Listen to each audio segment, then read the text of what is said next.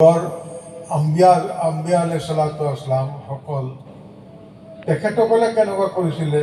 হজৰত Adam আলাইহিছ সালাতু আসসালামৰ ওচৰত যেতিয়া মৌতৰ ফিৰিষ্টা আহিলে, অহাৰ লগে লগে আদম আলাইহিছ সালাতু আসসালামে ক'লে, মোক আল্লাহ তবাৰক তাআলাই কৈছে যে 1000 বছৰ মোক হায়াত দিছে আল্লাহ তবাৰক তাআলাই, এতিয়াতো আৰু মোৰ 40 বছৰ বাকী আছে, আপুনি নিবৰ কাৰণে কিয় আহিলে? তেতিয়া ক'লে, মোক আল্লাহ তবাৰক তাআলাই পঠাইছে। তেখেতে ক'লে, এতিয়াতো মোৰ 960 বছৰ হৈছে, 40 বছৰটো থাকিব লাগিব মোৰ দুনিয়াত। মইতো আল্লাহক এইটো কাৰণে মই দুনিয়াৰ পৰা যাব বিচৰা নাই যে মই কিবা দৌলত বনাম, ঘৰ দুৱাৰ বনাম, এইটো কাৰণে নহয়, যাতে কিয়ামতৰ দিনাখন মই কিছু এটা আল্লাহৰ কাৰণে লৈ যাব পাৰোঁ, সেইটো হৈছে আমল। তেতিয়া আল্লাহ তবাৰক তাআলাই ফেৰেশতা গৈ ক'লেগৈ যে হজৰত আদম আলাইহিছ সালাতু আসসালামে আল্লাহ তবাৰক তাআলাই আহিব বিচৰা নাই। তেখেতে কৈছে যে মোৰ এতিয়া 960 বছৰে হৈছে, মোৰতো আৰু 40 বছৰ মোৰ আছে, মোক দিব লাগে এইটো ঠাইত। আল্লাহ তবাৰক তাআলাই ক'লে যে তেখেতক কোৱা যে তেখেতে যেতিয়া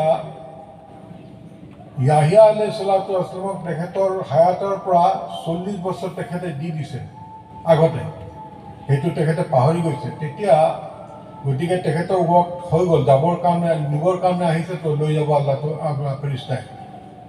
তেতিয়া গৈ পেলাই ক'লে যে আপুনিতো ইয়াহিয়া আলাইহিছ সালাতু আসসালামক আপুনি নিজৰ হায়াতৰ পৰা 40 বছৰ দি দিছিলে। তেতিয়া তেখেতে হয় মইতো দি দিছিলোঁ, এতিয়া সেইকাৰণে আপোনাৰতো টাইম হৈ গ'ল। তেতিয়া তেখেতে ক'লে আল্লাহ জল্লে জালালুহু, মই দুনিয়াত থাকি কিবা অন্য মোৰ ইচ্ছা নাই, মই মাত্ৰ যাতে মই কিয়ামতৰ দিনাখন মোৰ যাতে আমলৰ বস্তুটো অলপ সৰহকৈ কৰি পেলাই লৈ যাব পাৰোঁ আপোনাৰ ওচৰত, সেইটো কাৰণেহে মই বিচাৰিছোঁ। আৰু আল্লাহ তবাৰক তাআলা জল্লে জালালুহু, আপুনি মালিক, আপুনি হায়াত দিব পাৰে, মৌত দিব পাৰে, আপুনি যি ভাবে সেইটোৱে কৰিব পাৰে। কিন্তু মই ভাবোঁ যে আল্লাহ তবাৰক তাআলা, আল্লাহ মোক আপুনি 40 বছৰটো দি দিয়ক, যদিও মই দিছিলোঁ দিছোঁ, কিন্তু তথাপিতো মোক এতিয়া মই থাকিব বিচাৰিছোঁ। আল্লাহ তবাৰক তাআলাই গ্ৰান্ট কৰি দিলে, হ'ব। তাৰপিছত আহিলে সুলাইমান আলাইহিছ সালাতু আসসালাম, নূহ আলাইহিছ সালাতু আসসালাম।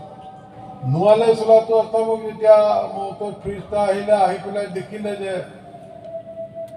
তেখেত দেখোন একেবাৰে সৰু এটা ঘৰ বনাই ৰাখিছে, আৰু একেবাৰে মানে থাকিব নোৱাৰা ধৰণৰ ঘৰটো।